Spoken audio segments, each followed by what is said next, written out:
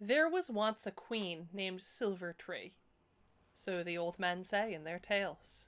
She was lovely as the stars at night, but as mean as a sack of bent nails. It happened one summer's morning, just after she got out of bed.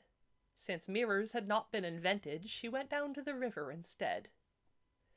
She admired her classical features and blew her reflection a kiss. Then, gazing out over the water, she soliloquized, something like this. I'm in shape, I have very nice hair and clear skin, and on top of all that I'm a queen. Am I not the most beautiful woman that anyone anywhere's seen? All nature seemed in agreement, and there wasn't a shadow of doubt until a ripple came over the waves, and up spoke a small silver trout. He said, I have been east and I have been west, swimming beneath the sun, and in the 5/5 of the widespread world you're fairer than all but one. Oh, so you think I am second best? My dear fish, that is a strange choice. Where does the most beautiful woman live? She said in a dangerous voice. Well, she lives with you. She's your daughter. I think her name is Goldtree. My vote would have to be for her from Miss Ireland of 800 AD. When Silvertree heard this defiance, her queenship went clean off her head. She heaved a big rock at poor Trouty, then stormed off home and took to her bed. It worried her poor old husband to watch Silvertree sicken and droop, and he hovered around her bed of unrest with tears, prayers, and hot chicken soup. Oh, husband darling, Silvertree said, I fear I'll get iller and iller unless you take Goldtree, our daughter, remember, in back of the castle and kill her. Get her heart and her liver and roast them. Please, darling, just for me. It's a very good source of iron and zinc as well as of vitamin D. Her poor old husband, you may have guessed, was put in a terrible stew. He nodded his head to the lady's request and said, I'll see what I can do.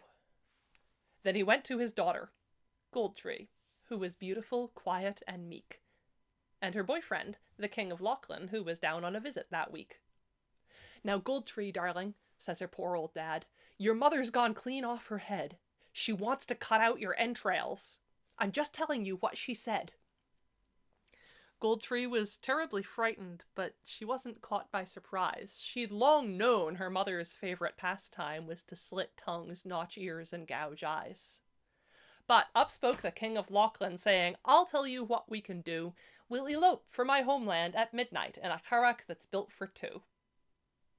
They sailed under cover of darkness, and as soon as he saw them depart, the old king went and killed a sheep, and fed Silvertree liver and heart.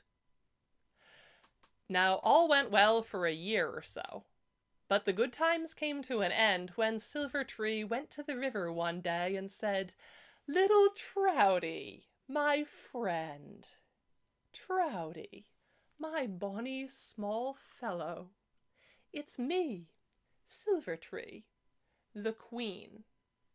Am I not the most beautiful woman that anyone, anywhere's seen? Well, Trout put his head out the water. He gave her the judicious eye. Then, fidgeting with his caudal fins, he carefully framed his reply. Oh, I have been north and I have been south, in spring and summer and fall. You're nearly as fair as Goldtree, your child, and she is the fairest of all. Trouty, Trouty, you're out of touch. Where have you been? Down a sewer? My daughter Goldtree has been dead for a year. I ate her heart on a skewer. Oh, as I swam by Lochlin shore, down by a castle side, I saw Goldtree and I saw the king come rowing on the tide. Yes, he sang it. He had rather a nice tenor voice. When Silvertree heard this defiance, with rage she turned purple and green. She made a rude gesture at Trouty, then stormed off every inch the queen. Her ship put out from the havens to go and find Goldtree and kill her. And Silvertree stood in the helmsman's place with her lovely white hand on the tiller. Goldtree was up in her window, and she saw that ship come in. She saw her mother walk up the pier, and she started to quake in her skin. "Here comes my mother. I'm in for it now." Poor Goldtree wept without stopping. Her husband said, "Lock yourself in your room. I'll tell her you've gone out shopping." But no sooner had Goldtree locked herself up than her mother swept into the house, and she searched all around in every last nook that could hold so much as a mouse. She banged all the doors and she rattled the locks, crying, "Daughter, are you inside?" At last a small voice said, "Mom, I'm in here, and I plan to stay right here and hide." "Why, Goldtree, darling, what could you mean? Whatever on earth could you fear? You won't come out to see your own mother?" Says Goldtree, "Yes, that's the idea."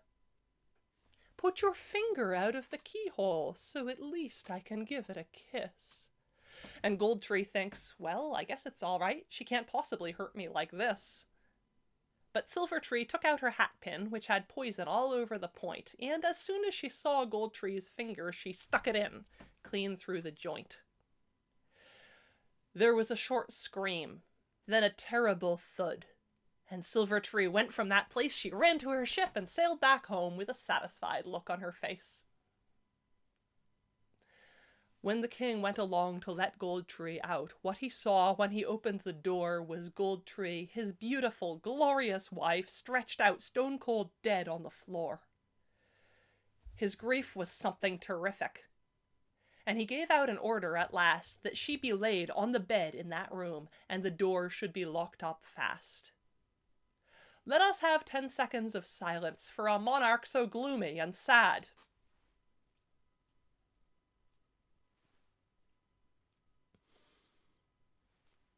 Now, imagine I'm holding a calendar and I'm ripping off pages like mad. 1 year goes by, then another. And again, the king's taken a wife. It's a nice-looking woman with long black hair and a sensible outlook on life. He gave her the keys to the castle, and she wanted to look everywhere. "Don't go in the room down the end of the hall. I don't let a soul go in there." Well, she thought, who have I married? Bluebeard? It was like something out of a book. So one rainy day when the king was away, she decided she'd go have a look. The key screeched around in the keyhole. There was dust an inch thick in the room. And there on the bed, apparently dead, lay a lady, as if in her tomb. She'd a nasty big pin in her finger, so the second wife pulled it right out. But imagine her fright when the corpse sat upright and began staring wildly about. Goldtree cried, "Mother, you've killed me!" Said the new wife, "Your mother's not here. But I sense a story behind this, so please start explaining, my dear." When the king came home that evening, his new wife offhandedly said, "Have you ever been in love before? Perhaps with somebody who's dead?" The king looked terribly downcast, and he said, "That's a long, sad story. I should have said I was married before, but then things got awfully gory."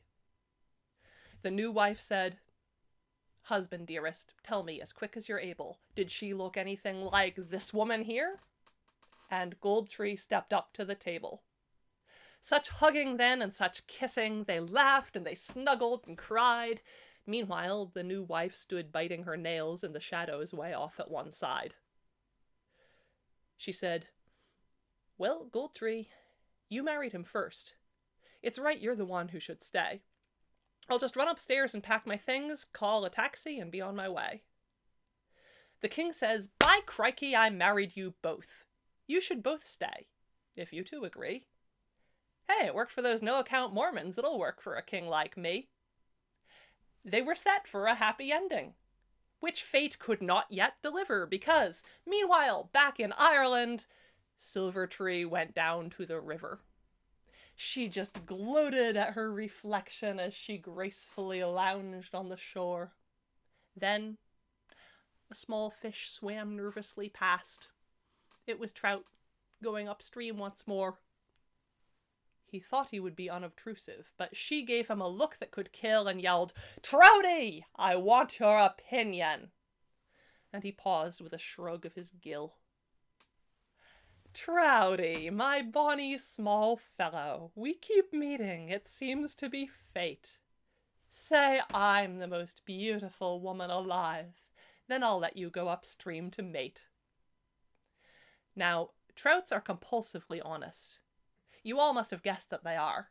So he threw up his fins and told Silvertree, "Close, lady, but no cigar." "Trouty, Trouty, don't harp on that string. We both know you know who's dead."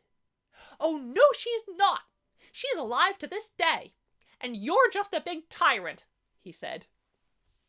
Silvertree was caught flat astonished that a small fish could have so much spine.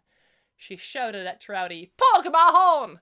Trouty answered, "And you can kiss mine!"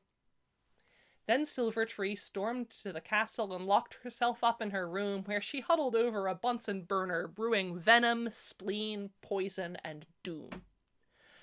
The next morning, pale and haggard, she made her way down to the shore with a cup in her hands that was draped with a cloth, and she yelled for her ship, as before. Now that day in the kingdom of Lachlan, Goldtree had gone out for a walk with the second wife, and they brought some stale bread to feed seagulls down at the dock. They laughed and they talked and they sat in the sun and were just completely carefree till the second wife shaded her eyes. "What's that?" "There's a speck way out on the sea." Goldtree knew her mother's banners, so she started to shake and she cried, "Oh no, this time she'll kill me. Quick, quick, let me run off and hide." "Don't do any such thing," said the second wife. "We'll stand and wait for her here." So after a while, the ship put in and Silvertree walked up the pier. She had a great big innocent grin, and between her hands a cup. It was full of rank green poisonous goo, and its smell made them want to throw up. Of course she went right up to Goldtree without even a glance at the other. She shoved the cup in her face and said, "Drink a loving cup with your mother." Goldtree just stood there choking, not knowing what course she should take. But the second wife got between them and said, "You drink first, for politeness' sake." Silvertree put her mouth on the goblet, not letting the stuff touch her lip. But the second wife hit the bottom a smack, so she swallowed a pint at a sip. Then Silvertree swelled up and broke out in spots and turned lavender, purple, and red, and then some strange intermediate shades, and fell flat on the dock, stone cold dead. The second wife was of sensible mind. Before hopping and skipping with bliss, she called to the sailors who'd managed the ship and said, "Here, do something with this." So they rowed way out on the ocean, then threw the cadaver in. And just at that moment, Trout swam by. He paused and gave her the fin. Then Goldtree and her husband, the king, and the wife with long black hair lived many years and had a fine old time. And, I left them there.